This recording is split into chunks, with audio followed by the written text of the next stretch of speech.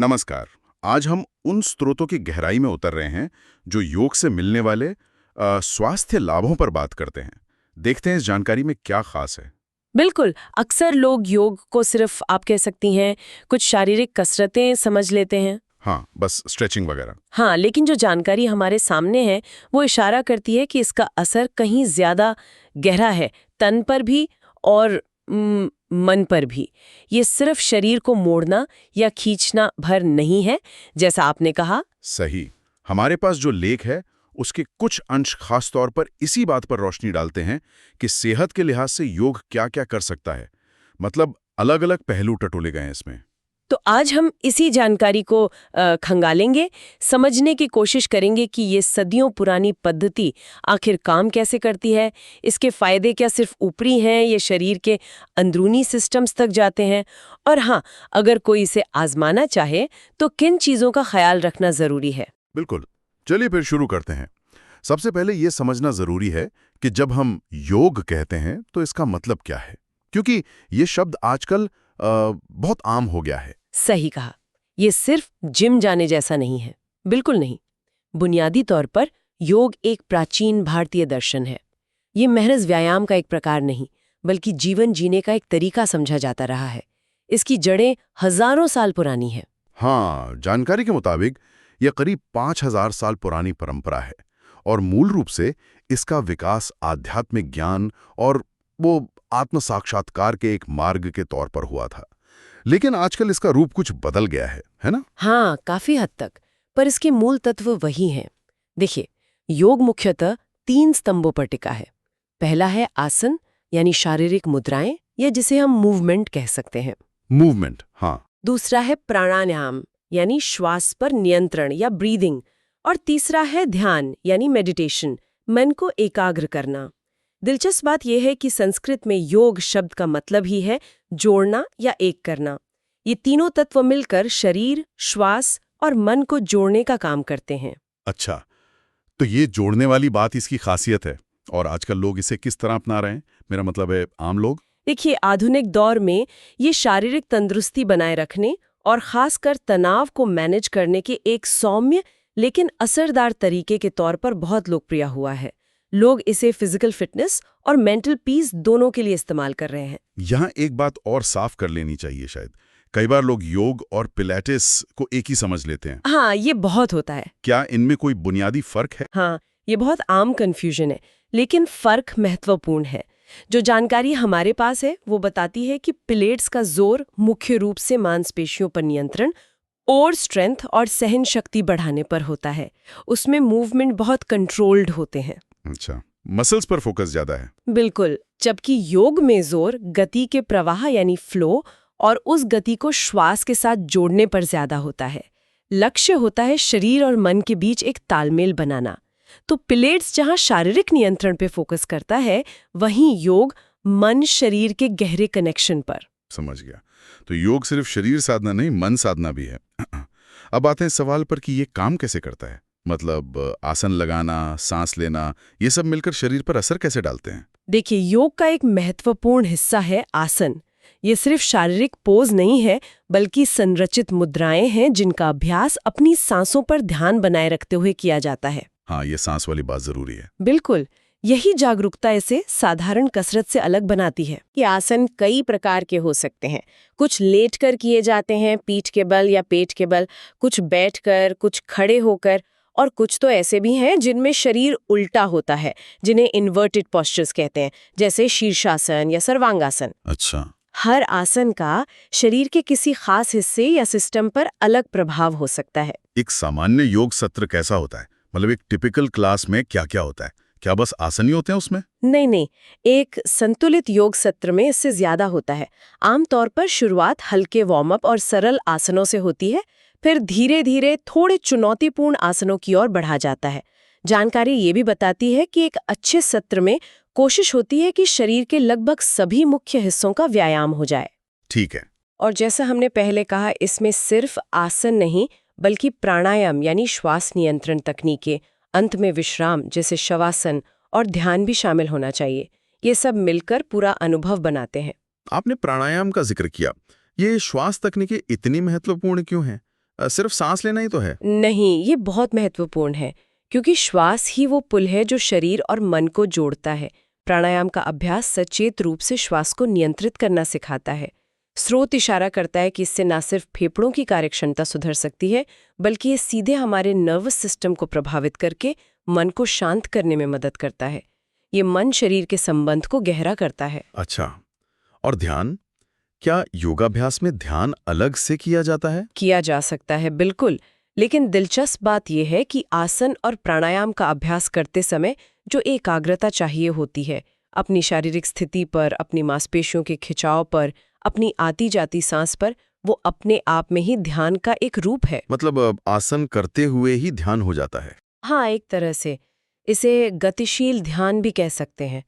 ये मन को बाहरी भटकावों से हटाकर वर्तमान क्षण में लाने में मदद करता है, जिससे रोजमर्रा के तनाव से राहत मिलती है। जानकारी में योग की कुछ शैलियों का भी जिक्र है, हठ, बिक्रम, अयंगर, यिन, विन्यास। हालांकि इनके बारे में विस्तार से नहीं बताया गया है, शायद बस नाम दिए हैं। हाँ, ये जानना जरूरी है कि योग की कई अलग-अलग शैलियां विकसित हुई हैं। हर शैली का अपना एक खास फोकस हो सकता है। कोई आसनों को ज्यादा देर तक होल्ड करने पर जोर देती है, जैसे अयंगर योग। हाँ, मैंने सुना है अयंगर के बारे में। कोई प्रवाह और गति पर, जैसे विन्यास। कोई गर्म कमरे में की जाती है, जैसे बिक्रम योग। लेकिन सबका मूल आधार वही रहता है, शरीर, श्वास और मन का समन्वय। ठीक है, तो ये तो हुई योग की रूपरेखा और उसके काम करने का तरीका। अब आते हैं सबसे अहम हिस्से पर, स्वास्थ्य लाभ। स्रोत इस पर क्या कहता है?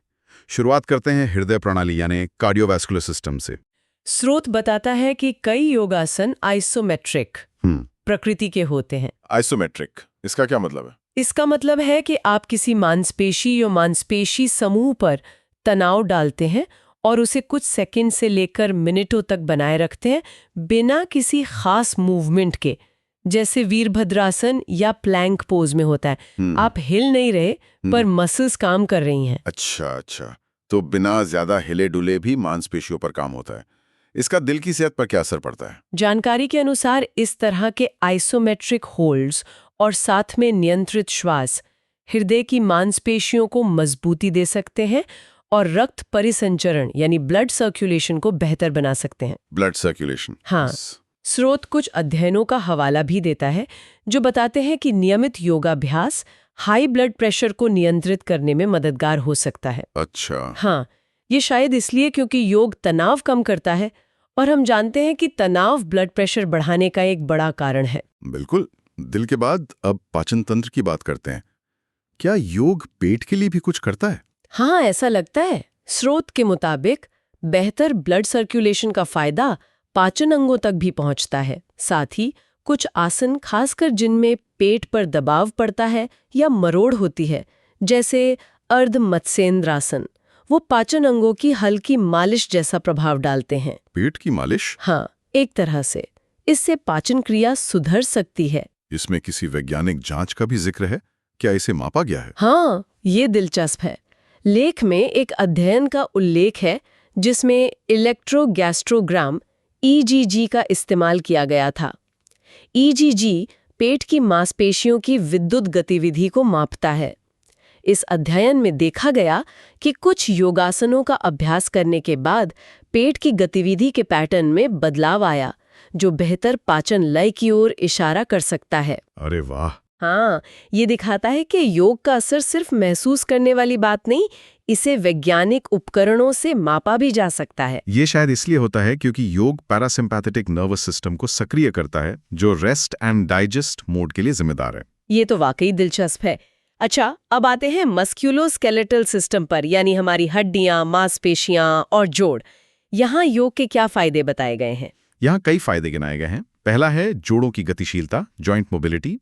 योग में हम जोड़ों को उनकी गति की पूरी सीमा तक ले जाते हैं, जिसे फुल रेंज ऑफ मोशन कहते हैं। Full range of motion? हाँ, स्रोत बताता है कि ऐसा करने से जोड़ों के भीतर साइनोवियल फ्लूइड का प्रवाह बेहतर होता है, जो जोड़ों को चिकनाई देता है और दबाव कम करता है। इससे जोड़ों की सेहत बनी रहती है। और लचीलेपन के बारे में? योग तो इसी के लिए सबसे ज्यादा जाना जाता है, लोग इसीलिए करते हैं अक्सर। बिल्कुल, योग में किए जाने वाले कोमल और सचेत खिंचाव, मतलब जो स्ट्रेचिंग होती है, वो मांसपेशियों और कनेक्टिव टिश्यूज के तनाव और जकड़न को धीरे धीरे कम करते हैं।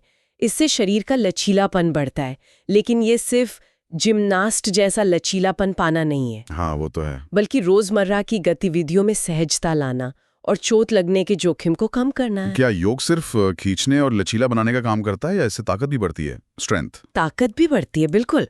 जैसा हमने पहले आइसोमेट्रिक होल्ड्स की बात की, कई आसनों को कुछ देर तक बनाए रखने के लिए मांसपेशियों की ताकत और सहन शक्ति यानी एंड्योरेंस की जरूरत होती है। उदाहरण के लिए चतुरंग दंडासन या वॉरियर पोज सिर्फ स्ट्रेचिंग नहीं है, ये स्ट्रेंथ भी बनाते हैं। अच्छा, हड्डियों की सेहत खासकर ऑस्टियोपोरोसिस के संदर्भ में कुछ कहा गया है, ये आजकल बड़ी समस्या है। हाँ, ये एक महत्वपूर्ण बिंदु है। स्रोत बताता है कि कुछ आसन जिन्हें वेट बेयरिंग कहा जाता है, जैसे खड़े होने वाले आसन, हाथ के बल किए जाने वाले आसन, ये हड्डियों पर हल्का दबाव डालते हैं। Weight bearing? हाँ, ये दबाव हड्डियों को मजबूत बनाने और बोन डेंसिटी बनाए रखने में मदद कर सकता है, जिससे ऑस्टियोपोरोसिस की रोकथाम में सहायता मिलती है। और अगर किसी को ये समस्या हो भी तो भी योग्य पेशेवर और डॉक्टर की सलाह से कुछ सुरक्षित योगाभ्यास फायदेमंद हो सकते हैं, लेकिन सलाह जरूरी है। बिल्कुल। और क्या लंबे समय में कोई और फायदे दिखते हैं मस्कुलोस्केलेटल सिस्टम पर, मतलब हड्डियों जोड़ों पर? हाँ, नियमित अभ्यास से पीठ दर्द में कमी आ सकती है, खासकर वो दर्द जो खराब पोस्चर या मांसपेशियों के असंतुलन के कारण होता है। योग शरीर की मुद्रा यानी पोस्चर को सुधारने में मदद करता है, क्योंकि ये कोर मसल्स को मजबूत करता है और शरीर के अलाइनमेंट के प्रति जागरूकता बढ़ाता है। आप कैसे बैठते हैं, कैसे खड़े होते हैं, इस पर ध्यान जाता है। कमाल है, शरीर के इतने सारे सिस्टम्स पर असर। अब आखिर में बात करते हैं तंत्रिका तंत्र यानी नर्वस सिस्टम की। योग का इस पर क्या प्रभाव पड़ता है? शायद ये सबसे ज्यादा चर्चित लाभ है, तनाव कम करना। बिल्कुल, योग का शांत करने वाला प्रभाव शायद इसका सबसे शक्तिशाली पहलू है, और ये कई चीजों का मिला-जुला नतीजा है। देखिए, जब आप आसन करते हैं तो शारीरिक तनाव कम होता है। हाँ। जब आप प्राणायाम करते हैं तो श्वास धीमी और गहरी होती है। जब आप ध्यान केंद्रित करते हैं तो मन शांत होता है। ये सब मिलकर हमारे ऑटोनॉमिक नर्वस सिस्टम के पैरासिम्पैथेटिक हिस्से को सक्रिय करते हैं। पैरासिम्पैथेटिक, ये कौन सा सिस्टम है? यह रेस्ट एंड डाइजेस्ट वाला सिस्टम है। यह हमारे सिम्पैथेटिक यानी फाइट और फ्लाइट वाले तनाव प्रतिक्रिया सिस्टम को संतुलित करता है। मतलब ये हमें शांत करता है।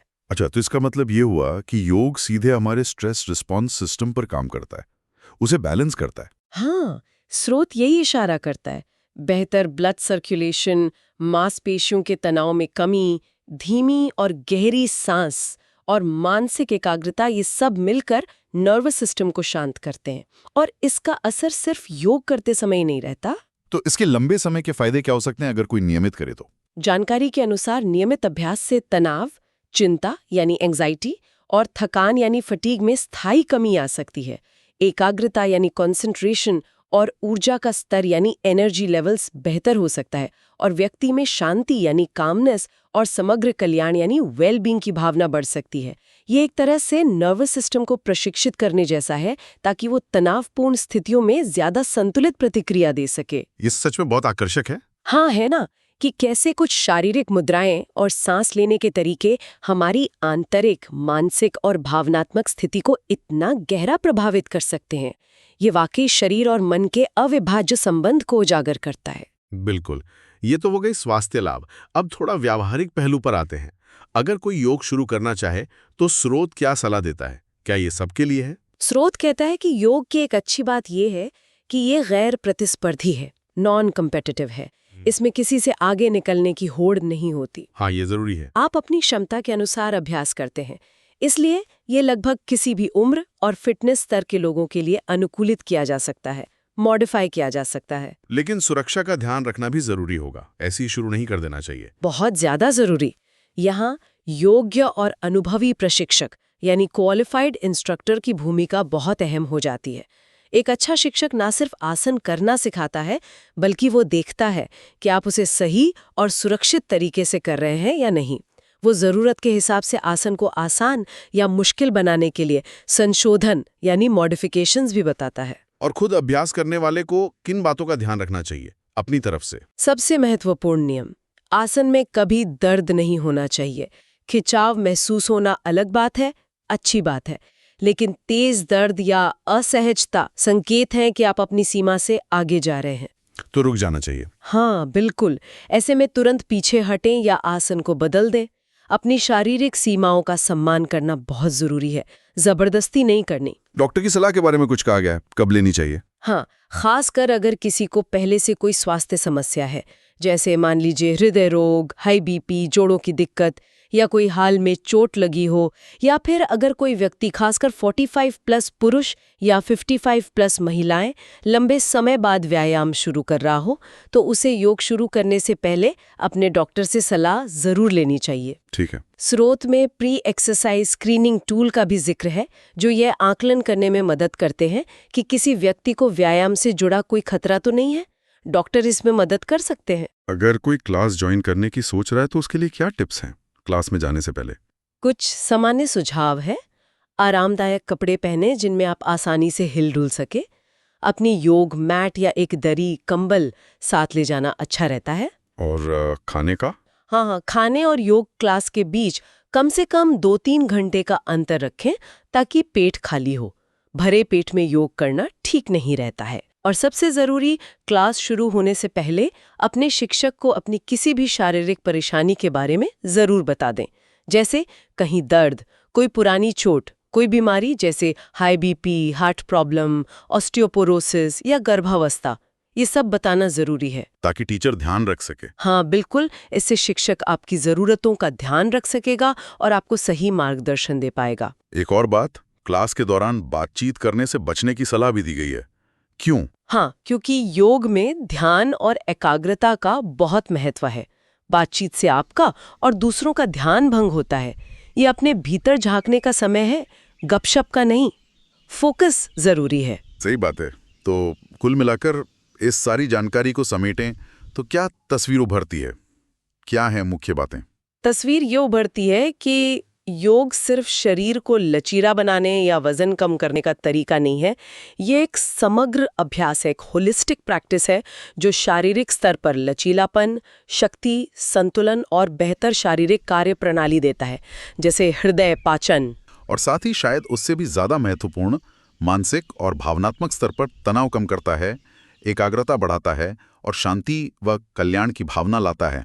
ये वास्तव में शरीर और मन का संगम है, जैसा कि इसके नाम योग का अर्थ है, जुड़ना। बिल्कुल। और अंत में श्रोताओं के लिए एक विचार। स्रोत में बताए गए ज्यादातर लाभ नियमित आसन, प्राणायाम और ध्यान के अभ्यास से जुड़े हैं, इसमें कोई शक नहीं। लेकिन सोचने वाली बात यह है कि क्या योग के पीछे जो सिद्धांत हैं, जैसे सचेत रहना, अपनी सांस पर ध्यान देना, अपने शरीर की सुनना, क्या इन्हें अपनाकर भले ही कोई रोजाना पूरी क्लास न कर पाए, पर दिन में कुछ पल निकालकर सिर्फ सचेत श्वास यानी कॉन्शियस ब्रीदिंग या दिमागीपन यानी माइंडफुलनेस का अभ्यास करे, तो क्या उससे भी रोजमर्रा के तनाव पर वैसा ही सकारात्मक असर पड़ सकता है जैसा हमने इस चर्चा में देखा? ये एक व्यक्तिगत खोज का विषय हो सकता है। सोचने वाली बात है, बिल्कुल।